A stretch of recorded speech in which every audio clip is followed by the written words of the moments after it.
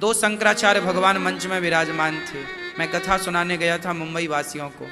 उस कथा में शंकराचार्य भगवान भी आए और एकनाथ शिंदे जी मुख्यमंत्री भी आए। और पहली बार उन्होंने इस व्यासपीठ पर आकर घोषणा की कि आज से महाराष्ट्र में, मैंने कहा था, कई बार कहा कि गौ हत्या बंद करो बंद करो, वो सारी बातें मुख्यमंत्री ने सुनी होंगी।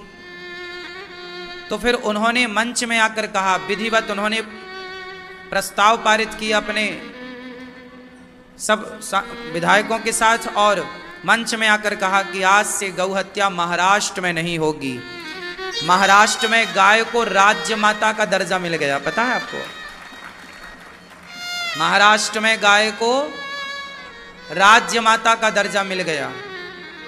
जब दास अनिरुद्ध के कहने से एक मुख्यमंत्री ने गाय को राज्य माता का दर्जा दिलाया और गौ हत्या बंद कर दी महाराष्ट्र में, तब किसी ने धन्यवाद नहीं दिया।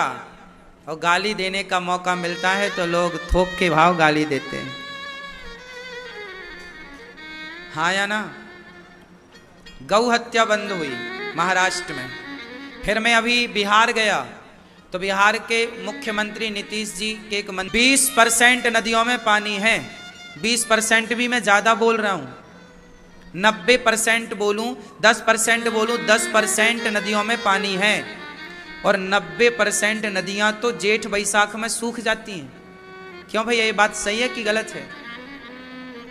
अब क्या करना चाहिए कि जो बड़ी नदियां हैं, जैसे ब्रह्मपुत्र है, गंगा है, यमुना जी है, नर्मदा जी है और हिरन नदी है, जो बड़ी बड़ी नदियां हैं, इन बड़ी बड़ी नदियों को, तवा नदी है, इन बड़ी बड़ी नदियों को, जैसे ब्रह्मपुत्र में सबसे ज्यादा पानी है। ब्रह्मपुत्र नदी जो है, सबसे ज्यादा पानी किसमें है? ब्रह्मपुत्र नदी में। अब ब्रह्मपुत्र नदी को क्या करना चाहिए? तमाम नदियों को, उस नदी को छोटी नदी से कनेक्ट कर दो, तो पानी जो सीधा जाके समुद्र में मिलता है वो छोटी नदियों के द्वारा और छोटी नदी में जाएगा, उस छोटी नदी से और छोटी नदी में जाएगा, तो गांव गांव की जो नदियां हैं वो पानी से भरी रहेंगी और वहां के किसान को पानी मिल जाएगा और फसल कई गुना बढ़ जाएगी, उत्पाद किसानों का कई गुना बढ़ जाएगा और पृथ्वी की प्यास भी बुझ जाएगी। वाटर लेवल जो नीचे चला गया वो ऊपर आ जाएगा। तो पहला काम होना चाहिए